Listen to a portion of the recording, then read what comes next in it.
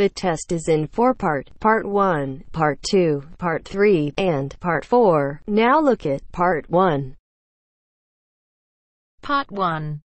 I have with me in the studio today Dr. Stephen Phillips, author of the new book Silver Lining, which is an investigation into UFOs.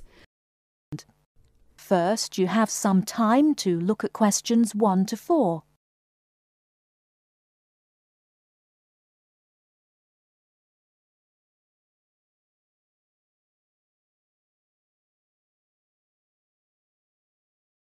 Listen carefully and answer questions 1 to 4. Good afternoon. I have with me in the studio today Dr. Stephen Phillips, author of the new book Silver Lining, which is an investigation into UFOs. Now, Dr. Phillips, can you tell us a little about your book? Yes, certainly. Over the last 12 years, I've become increasingly interested in the subject of UFOs, and this book is a compilation of all the sightings that I've heard about, together with evidence. You see, so many people are convinced that there is life on other planets that I thought I would do some research myself. And what did you find? Are we alone in the universe? You sound sceptical. Well, you'll have to buy the book to find out my personal conclusion, but I can tell you this. There are a lot of sightings in a number of different countries, and the surprising fact that I have found is that despite never having met each other, a great number of these witnesses describe an almost identical object. Now, I realise that television and the media has given us all a mental picture of a UFO, a silver ship with bright lights that moves at very high speed. What interested me was that in all the eyewitness accounts I heard, people gave very precise and detailed descriptions that varied only slightly. Reports from America, Europe, even Asia, all share a significant number of similarities. Interesting. Tell me, have you been able to see any evidence yourself? Well, no. My aim in writing this book was not really to present my own opinion, but to gather all the information available and collate it into a kind of reference guide. Personally, I don't have anything much to add apart from the conclusions that I've drawn from the accounts I've heard. I understand that there is a strong body of opinion that claims there is hard evidence that is being suppressed by the American government. Could you comment on that?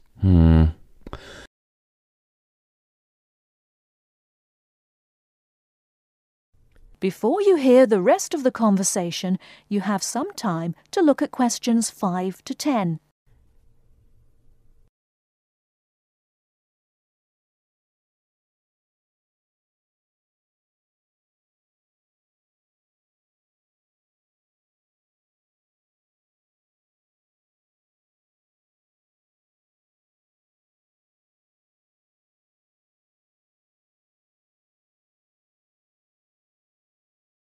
Now listen and answer questions 5 to 10.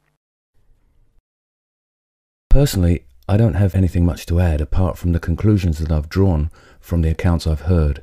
I understand that there is a strong body of opinion that claims there is hard evidence that is being suppressed by the American government. Could you comment on that? The second chapter of my book actually talks about a place in America that has often been in the media, Area 51. Area 51? Yes, it's a military base in New Mexico. In 1947, a man called McBrazel claimed... Sorry, who? McBrazel. That's M-A-C, capital B-R-A-Z-E-L. Anyway, McBrazel claimed to have found pieces of an alien spacecraft on his farm in Roswell. Now, many people believe that this was true and that the government of the time took the debris. Since that time, they have denied all knowledge of any such find, and accounts by the many leading experts at the time dismissed the claim, believing that McBrazel had actually found pieces of a higher altitude weather balloon that had disintegrated. Now, the lack of information combined with the large number of conspiracy theorists means that no useful scientific conclusion can be drawn, but I have found out 1 or 2 surprising details. Again, you'll have to buy the book if you want to find out more. Okay. Now, I understand that an overwhelming majority of UFO sightings occurred in America. Do you find that in any way relevant? Well, as I mentioned before, there are a large number of conspiracy theorists, and the popularity of science fiction programs in America could lead you to suspect that these sightings may be nothing more than an overactive imagination. However, I have found that there are a number of other factors that determine UFO sightings. In Northern Europe, the number of reports is very low, whereas in Southern Europe, where there is more open space, less light pollution, and generally clearer skies, the number of sightings increases. Now, when you consider the vast open areas of America, particularly around New Mexico, there is an argument that UFOs are simply easier to see in certain geographical and climatic situations. Well, I've never thought of that. If I could ask you one final question, Dr. Phillips, what about alien abduction? Well, I don't really cover that in my book. You see, I was looking to present facts from which people could draw their own conclusions. With these reported abductions, I've found them to be very unreliable. Well, thank you very much for your time. Before we finish, I'd just like to add that Silver Lining is available at all leading bookstores, priced at £19.99. Until next week, goodbye. That is the end of part 1. You now have half a minute to check your answers.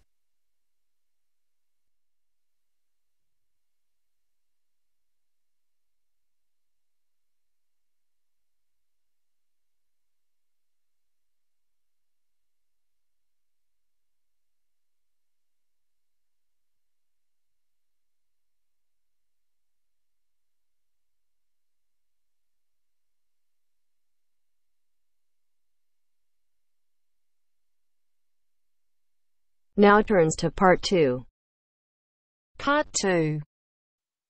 You are going to hear a teacher helping high school students visiting from an overseas school to fill in a school excursion permission note. First, you have some time to look at questions 11 to 17.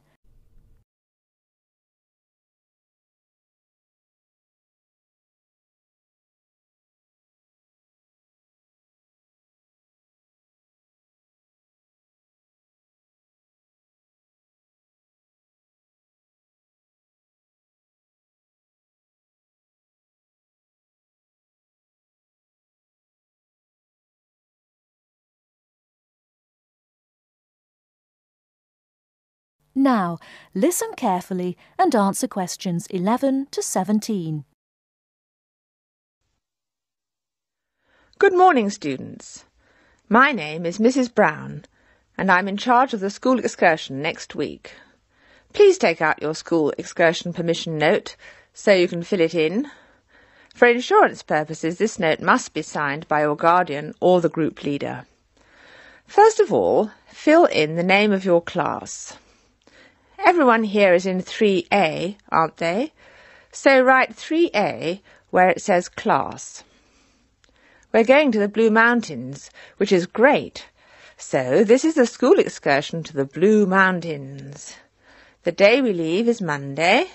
That's Monday, June 10. We are travelling by bus all the way, so we don't have to worry about changing trains or anything like that. The bus will leave from the front gate at 8 a.m. I know we usually use the side gate, but because of the roadworks we will be using the front gate when we leave. However, when we return, the roadwork will be complete, so we'll use the side gate. We expect to be back at 6 p.m. It's going to be a lovely day.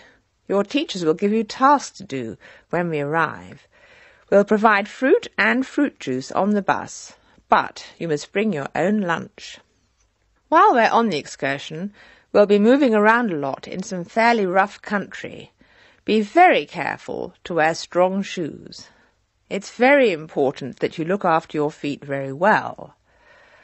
Now, does anyone have any questions they want to ask? Before you hear the rest of the talk, you have some time to look at questions 18 to 20.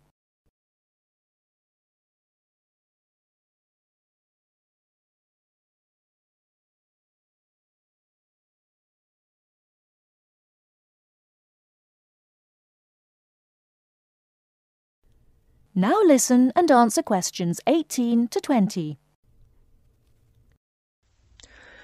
No questions? OK. I'd just like to fill in a few more details. The bus should arrive in the Blue Mountains at 11 a.m. We'll have time to do the first of our tasks before lunch. The bus is not a new one, but it does carry one piece of special equipment, a first aid kit. I certainly hope we won't have to use it, but it's nice to know it's there, in case we have a medical emergency. The other class on this excursion is 3B, so I know it'll be a good day. The last time 3A and 3B went out together was a thoroughly successful excursion. That is the end of part 2.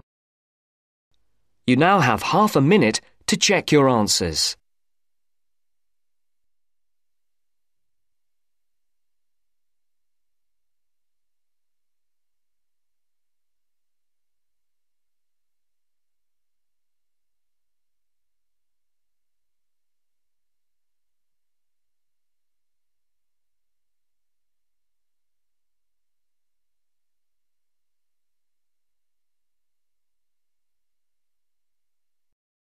Now turns to part 3. Part 3. You will hear a business studies student called Sam talking to his tutor about an IT project he is going to do for a local company called Turner's. First, you have some time to look at questions 21 to 26.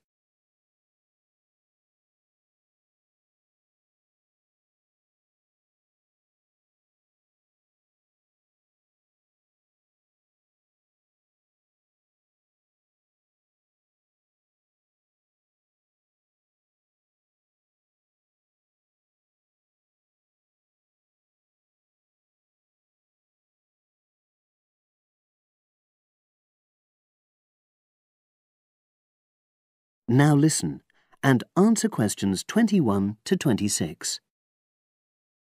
Hello, Sam. Come in and sit down. Thanks. You're here to discuss your company-based IT project, aren't you? Yes, I've been to see the manager and he's given me a lot of ideas about projects that the company would find useful, but I wanted to ask your opinion about them before I choose one. Yes, that's fine. Now, this company's called Turner's, isn't it? That's right. It's a small engineering company. They make machine components for trade use. They're well established. They started in 1976, but they're a bit old-fashioned. Okay. And what kind of projects did Turner's suggest you could do for the company? Well, they want some improvements made to their customer database. The one that they've got at the moment isn't very useful in some ways. I had a quick look at it. That would be a very straightforward project, and it'd be simple enough to evaluate, but I don't think you'd get enough out of a project like that. You wouldn't learn anything new. Well, another project they suggested is to do with their online sales catalogue. At the moment, customers can look at their products, but they can't actually order them online, which must affect their competitiveness. But I said I thought it would take too long. It's quite a big task. You're right. It's too much for the time you've got. It's a pity, though. Then they want some help with their payroll system. At the moment, the way they calculate pay involves a lot of manual accounting. I suggested they could have a system where employees register electronically when they arrive and leave work, so the hours they do could be transferred automatically. I think you'd get a lot out of a project like that. It would extend your skills, but it wouldn't be too much to take on. A student did something similar a couple of years ago, but this is slightly different. Well, then they need help with their stock inventory. They do everything manually. Really? Yes, and it takes so much time. It's probably very inaccurate, too. An electronic inventory would probably be the biggest single benefit for the company. I'm surprised they haven't had it done before. I know. Then they wanted to improve their internal security. The manager had visited other companies where the staff use swipe cards to access various areas of the building. It sounded useful, but the trouble is I'm not really sure how to do it. Well, I think you're right in that assessment. At the moment, it's probably a bit beyond your level of knowledge. Is that all? Just one more. Customer service. They want to be able to collect feedback from their customers in a more systematic way. At the moment, it's a bit of a mess, and they probably lose business as a result. Would that involve you going to see customers at their own premises? because in that case you might have to do a fair amount of traveling, and that would incur expenses that haven't been agreed with these companies. I never thought of that. Well, it might not be a problem, but it's something that needs clarifying. Well, I hope that's been helpful in narrowing down the options. Yes, it has, thanks. I'll be able to make a decision now. But while I'm here, can I talk to you about coursework? Sure. Now you have some time to look at questions 27 to 30.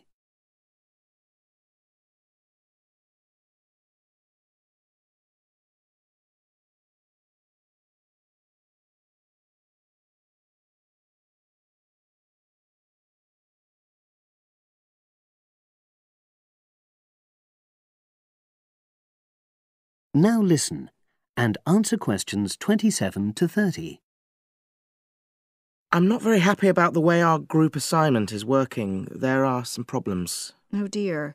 Are people just not getting on with each other? That's the worst thing. Actually, we're all friends. It's not that. But when we're having a discussion about the assignment, one or two people end up doing all the talking and the rest don't say anything. It's a bit frustrating because we need plenty of debate. Well, that's a common observation.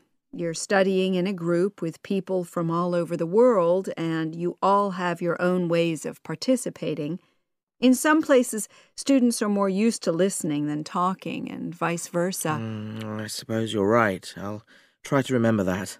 Does everyone pull their weight as far as sharing the workload is concerned? I'd say they do, yes. And our group elected a leader. She's very good at making sure no one's overloaded. But personally, I feel that there are just too many of us in the group. Whenever we try to arrange a meeting, there's always at least one person who can't make it. It's not anyone's fault, it's just that we've all got slightly different timetables. Well, I'm glad you've talked to me about it. Feedback is always useful. Is there anything else you're concerned about? There are a couple of problems with lecturers that all the students are talking about. Last semester we had negative feedback about the way lectures were organized. There were several occasions when the wrong room had been booked or the same room had been booked twice, that sort of thing. Is that still a problem? That hasn't happened at all as far as I know. Oh, good. It's sorted out then. But I don't know the reason, but some of the staff often turn up late, so we miss 10 or 15 minutes of our lecture time. It might be because they've been copying handouts for students. I think there's a queue for the machine sometimes. Well, I'll look into that. Thank you for telling me. Anything else? The other thing is that it can be very difficult to get to see a lecturer individually. They're all very supportive and friendly when you do manage to find them, but often they're not in their office, even at times when they're meant to be available for consultation. Okay, that's helpful. Now, before you leave, That is the end of part 3. You now have half a minute to check your answers.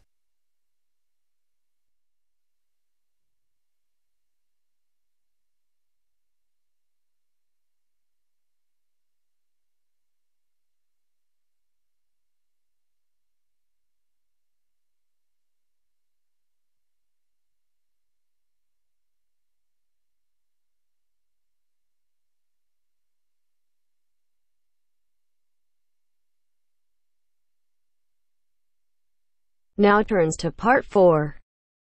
Part 4. You will hear an interview with a marketing director. First, you have some time to look at questions 31 to 34.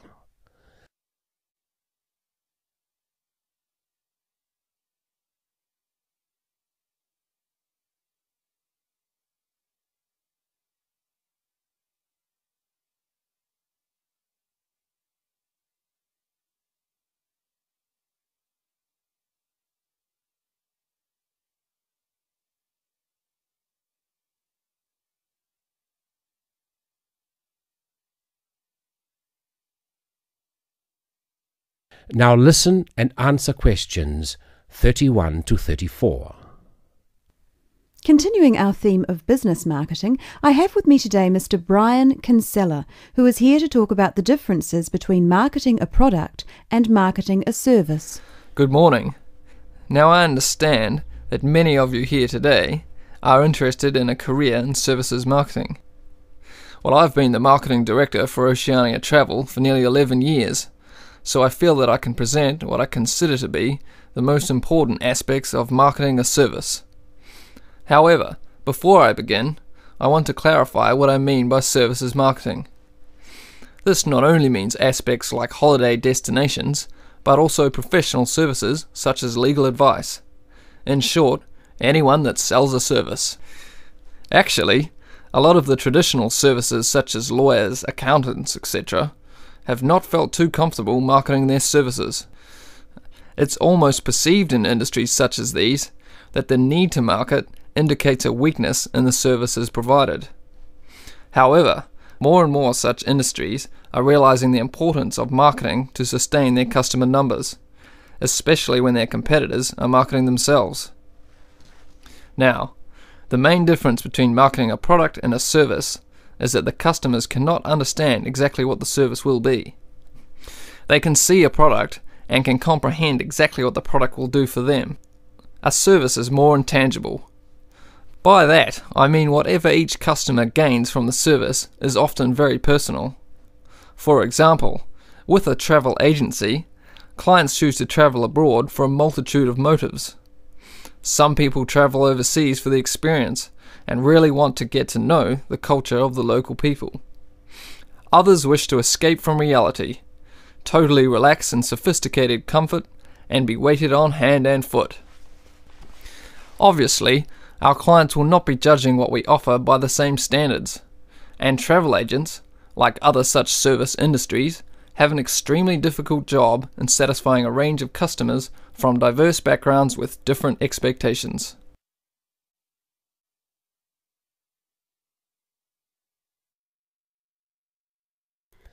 Before you hear the rest of the recording, you have some time to look at questions 35 to 40.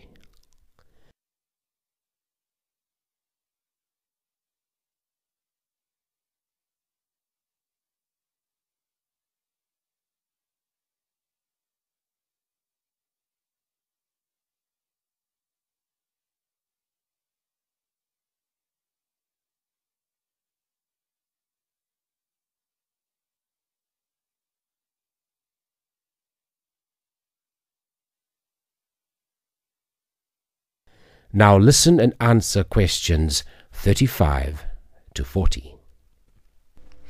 Our company has overcome this dilemma in a number of ways. First of all, our travel consultants are given extensive training in customer service and buyer behavior. Our aim is not just to be a profit-making organization, but also to meet and exceed the expectations or dreams of our clients. Our mission statement, in fact, is primarily to offer a service which is above and beyond the hopes of our clients. In addition, we regularly visit the tourist destinations we promote and inform all of our staff about any changes in specific areas. Not only is it important to be fully informed about every possible aspect of the service you are marketing, it is also essential to constantly improve the service offered. At Oceania Travel, we regularly conduct surveys with all of the people that visit our resorts of choice. Any negative feedback we try to remedy at once. Our clients are met by a company representative during their stay, and we have a set procedure for dealing with any complaints. Our clients are not expected to have to approach the hotel reception, as we have a 24-hour contact service direct to our representatives, and this representative should always welcome any customer problems or questions. In the event of a complaint, the representative will then try to remedy the complaint with the hotel. If the problem cannot be rectified by the hotel manager, our representative is authorized to remedy the situation him or herself. For situations beyond the representative's authority, our complaints department is contacted. The complaints department guarantees a solution within the day. If the customer is still not satisfied, they are welcome to approach our head office on their return. So you see that marketing a service is catering more for the client's expectations than anything else, and it is that which makes services marketing a very intricate business. Now that's the end of my presentation. But if there is anything you want to ask, then please feel free to do so. Thank you. That is the end of part 4. You now have half a minute to check your answers.